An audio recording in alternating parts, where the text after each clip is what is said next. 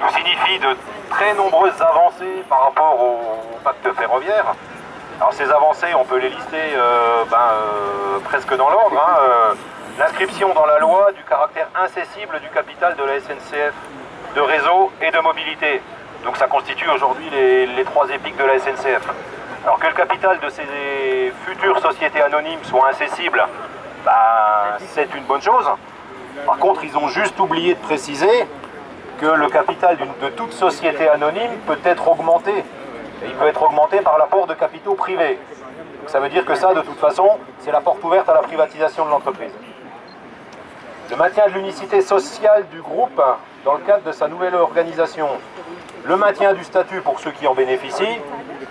Les cheminots savent très bien que le nombre de cheminots justement qui resteront au statut ne pourra faire qu'une dégradation du statut et qui à terme sera purement et simplement supprimée.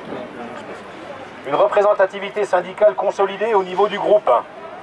Quand on sait que la mise en place des CSE, les comités socio-économiques, qui seront mis en place à la place des délégations de personnel, des CHSCT et des comités d'établissement dès la fin de cette année, c'est grosso modo la moitié des élus du personnel en moins. Donc si c'est ça qu'on appelle une représentativité syndicale consolidée, c'est un nouveau mensonge, une fois de plus un mensonge d'État. Sur le maintien de l'unité sociale, on peut voir qu'effectivement, demain, toutes les gares de l'entreprise seront rassemblées sous un même et unique établissement qui s'appelle Gare et Connexion et qui lui sera rattaché à la SNCF sous forme d'une filiale. Donc quand, en 2014, l'entreprise déjà a pris RFF et la SNCF, les ont réunifiés en créant 3 entreprises, aujourd'hui ils nous servent la même soupe en prenant 3 entreprises, soi-disant en les réunifiant, mais dans le même temps ils en créent 4. Donc une nouvelle fois, on se rend compte que le gouvernement et la direction ne nous racontent que des conneries.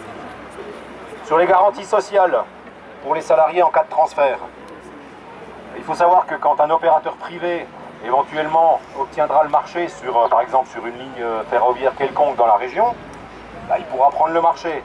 Il y a juste un tout petit détail qui n'est précisé nulle part, c'est que ces opérateurs privés, le personnel d'après vous, ils vont aller le chercher où?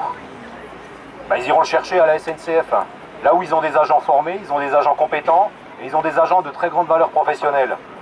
Donc initialement, ce transfert de personnel devait se faire uniquement sur la base du volontariat. Maintenant, on dit juste que la priorité est donnée au volontariat. Je vous rassure tout de suite, s'il n'y a pas assez de volontaires, le transfert se fera d'office. Donc les salariés aujourd'hui à la SNCF au statut, demain, ils seront salariés des boîtes privées qui auront piqué les marchés à la SNCF. La prise en compte des allocations dans le calcul de la rémunération nette garantie. Justement, quand on change d'entreprise, forcément les garanties salariales sont différentes. Aujourd'hui, à la SNCF, il y a un certain nombre d'éléments, ce qu'on appelle les éléments variables de solde, qui interviennent dans la rémunération des agents. Pour certains, ça peut aller jusqu'à 30 ou 35% de la rémunération. Est-ce que vous croyez que dans le privé, ces mêmes éléments variables ils vont être versés?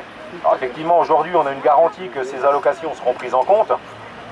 Ils ont juste oublié de préciser que la durée totale de la prise en compte de ces garanties, elle est limitée à 15 mois. Ça, c'est pas moi qui l'invente, c'est le nouveau code du travail qui l'a prévu. Donc en fait, voilà, au niveau législatif, aujourd'hui, le projet de loi, il a été adopté par le Parlement et il a été adopté par le Sénat. Maintenant, il faut savoir ce qu'on veut en faire de ces projets de loi. Parce que, je vous rappellerai quand même qu'un projet de loi n'est applicable qu'une fois les décrets d'application votés. Une loi peut être présentée au Parlement, au Sénat, tant que les décrets d'application ne sont pas promulgués, la loi n'est pas applicable. Lundi, le 11, il y a justement une réunion de la commission mixte paritaire à Paris entre le Parlement et le Sénat. En gros, ça c'est pour finaliser l'assaisonnement de la sauce à laquelle on va être bouffé. Pour qu'ils arrivent à coordonner leurs textes ensemble, pour savoir ce qui, au final, va être présenté pour promulgation. Donc pour nous, de toute façon, le fait que le projet de loi ait été validé par le Sénat ne signifie en rien mais en rien que le combat est terminé. On n'est pas aujourd'hui à notre 28e jour de grève, si je ne m'abuse, juste pour négocier le poids des chaînes et puis le poids des boulets et la longueur des chaînes. Il est hors de question de négocier des miettes, d'accepter des miettes, alors que depuis 2 mois, on réclame tout simplement le retrait de ce projet de loi et la mise en place effectivement d'une autre réforme de la SNCF, une réforme qui prenne en compte l'intérêt des cheminots, l'intérêt des usagers et l'intérêt de la nation. Parce que le véritable enjeu, c'est ça. Aujourd'hui, c'est qu'est-ce qu'on veut faire du transport ferroviaire? Est-ce qu'on veut garder une entreprise publique au service du public, au service des usagers, avec une desserte et un maillage fin sur l'ensemble du territoire? Ou est-ce qu'on veut uniquement une entreprise de transport ferroviaire qui soit à la merci des financiers et qui n'ait qu'un seul objectif, c'est de faire du fric? Donc pour nous, de toute façon, la bataille, elle continue et c'est la semaine prochaine que tout va se jouer. Donc, dans ce sens-là, donc lundi le 11, la Fédération Sudrail appelle tous les cheminots et tous les gens qui sont concernés par ce combat à se mobiliser à Paris, justement, lors de la réunion de cette commission mixte paritaire. Parce que pour nous, il est quand même hors de question que les cheminots soient au boulot pendant qu'on est en train de décider à quelle sauce ils vont être bouffés. Il faut qu'on montre qu'on est encore là, il faut qu'on montre qu'on a encore des dents, et puis qu'on est prêt à mordre. Le 12, il y a une nouvelle journée sans cheminots qui est prévue, qui est annoncée à l'initiative de l'ensemble des fédérations syndicales qui sont encore dans le mouvement, qui sont toujours dans l'unité du mouvement depuis 2 mois. C'est un fait rarissime qui mérite quand même d'être souligné. Maintenant, il faudrait quand même que ces fédérations se décident à mettre en place une stratégie qui soit digne de ce nom et qui nous permette de gagner, qui nous permette de renverser Macron et toutes ces idées de merde. Il faut arrêter de cogiter, il faut arrêter de se regarder le nombril, de se tourner le doigt dans le cul. Maintenant, il faut y aller, et puis je crois qu'il faut y aller un gros paquet tous ensemble. Ouais. Qu'est-ce que j'ai d'autre à dire